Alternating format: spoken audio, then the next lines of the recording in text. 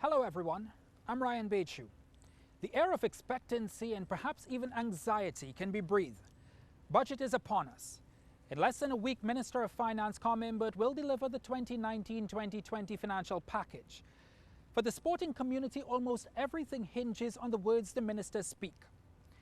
In the last financial package, the Minister of Finance made one bold pledge in saying that the government will fund all national teams heading off to international meets. The problem with such a policy is whether the finances trickle down to the very grassroots of sport. In the next half hour, we'll talk to some of the most important stakeholders in sport, reviewing the last financial year and previewing the one to come.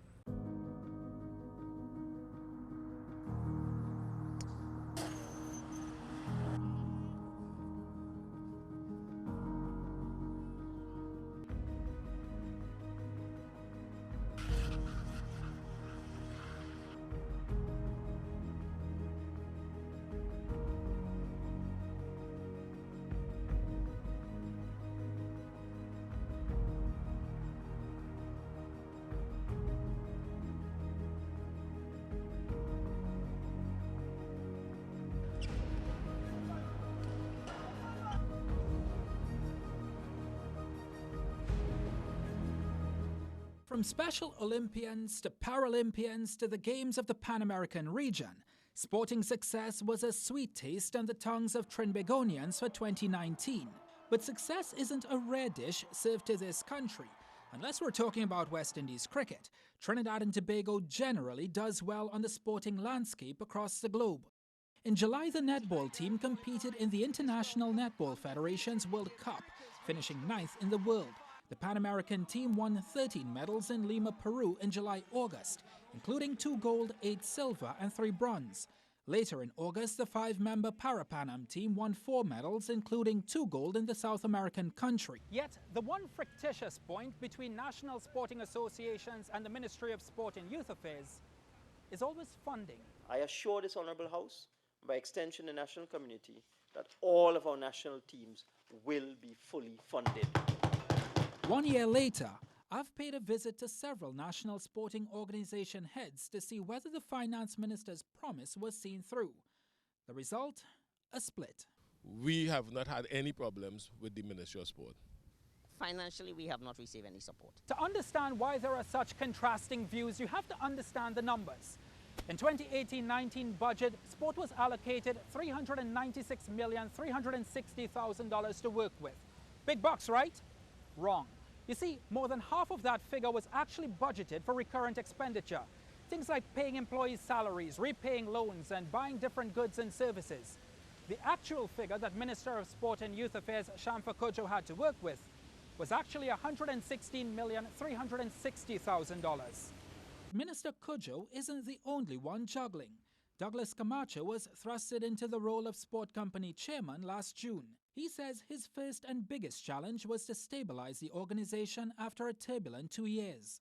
The next big challenge we had, of course, was trying to ensure that sport on the whole, and the 15 sports in particular that sports company Trinidad and Tobago had responsibility for, and the various stadia that we had responsibility for, were properly looked after, particularly in the context of the tough economic times. Camacho has 15 sports under his care. The funding he got in the 2018-19 budget was far different from what he requested. We had anticipated needing about circa 300 million to really do the job as it ought to be done. Unfortunately, the economics of the country didn't really permit for that. The allocation in the budget to Sport TT itself was about 20% of our needs. So of course we had to cut our cloth to suit and of course try to find creative ways to do what we needed to do and to really prioritize, much to, of course, the omission of many of the programs that we would have liked to have done. Top down, it's a similar chorus of cutting and fitting, from the Ministry of Sport to the sport company to the national sporting organizations. Do you think at the end of this financial year, all sporting bodies under your purview are happy or no? I say none of the 15 would be absolutely happy because nobody got what they would have liked. We called all 15 at the very beginning and told them the reality is this is what we have, this is what we will have to do. The focus of our attention will be primarily in a few very specific areas. One, of course, trying to maintain the facilities so there wouldn't be too much degradation. When it comes to the last fiscal year, the elite athletes seem to have benefited the most, in keeping with the government's one standout commitment of funding all national teams. With the likes of the Pan American and Special Olympics World Games taking place over the last 12 months, the TNT Olympic Committee President Brian Lewis feels the government's focus on those major meets made it less of a headache for many NSOs. I think for the national sporting organizations that would have had commitments in terms of Olympic qualifiers, and for the Trinidad and Tobago Olympic Committee in respect of the Pan Am Games, the commitments were honored, and I think that was extremely positive. But Lewis took it a step further. The once unclear and perhaps even controversial rewards and incentives program seemed to have finally found some sort of stability. And Lewis says this is good news for athletes. I think that the last fiscal year, what was, I think, very helpful was that in the main, the government tried to honor its commitment that was made to the sports sector in the budget. And that was helpful in terms of critical areas, such as, in particular, the rewards and incentives policy for athletes. I think it is extremely important for the athletes because, over the last couple of years, there have been some challenges with the Elite Athlete Assistance Program. So the reward and incentives, honoring that commitment, was extremely important. For Sudhir Ramesar, though, the song changes tune when it comes to his Paralympic committee. I think most people would be aware that we have not received any form of funding support from the Ministry of Sports. But yet our record speaks for itself in terms of we have carried out our job, or we have ensured that the athletes compete, remain competitive. And the testament to that work was at the just concluded 2019 Pan Games in Lima, where the team went with 5 athletes and came back with 4 medals, notwithstanding the fact that the financial support is not there.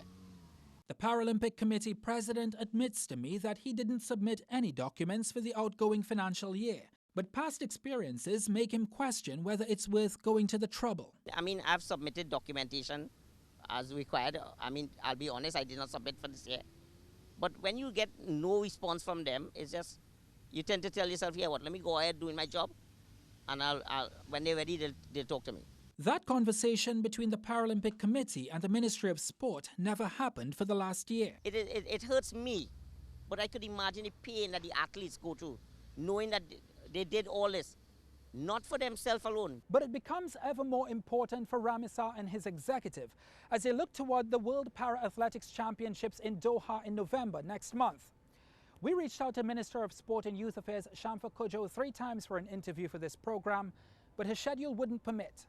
The next year, however, is an important year because it's an Olympic year. When we come back, what associations are hoping for in this budget as they look forward to the most important sporting spectacle in the world. What does the president of the TTOC look for in a budget the year before an Olympic Games?